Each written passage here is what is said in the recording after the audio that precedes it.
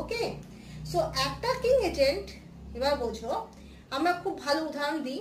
Suppose ধরো কোনো জায়গা মেঝেতে কোনো খাবার পড়ে আছে, দেখবে ইন দ্য মিন টাইম সব পিঁপড়েগুলো কি করে, খাবারের ওপর ঝাঁপিয়ে পড়ে। তারপর কি করে, সব ভাগ বটরা করে টুকরো টুকরো করে নিয়ে যেতে থাকে নিজের জায়গায়, ঠিক আছে। তো ওরা কি করে, অ্যাটাক করে।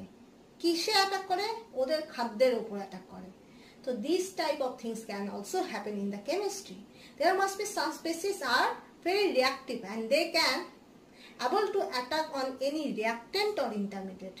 Reactant যেটা তোমার যেটা দিয়ে তোমার রিঅ্যাকশনটা হচ্ছে, আর ইন্টারমিডিয়েট যেটা হলো মিডল কম্পাউন্ড, যেটা মাঝখানে রিঅ্যাকশনের রিঅ্যাকট্যান্ট থেকে প্রোডাক্ট কনভার্সনের মাঝখানে যেটা তৈরি হচ্ছে সেটা হলো ইন্টারমিডিয়েট।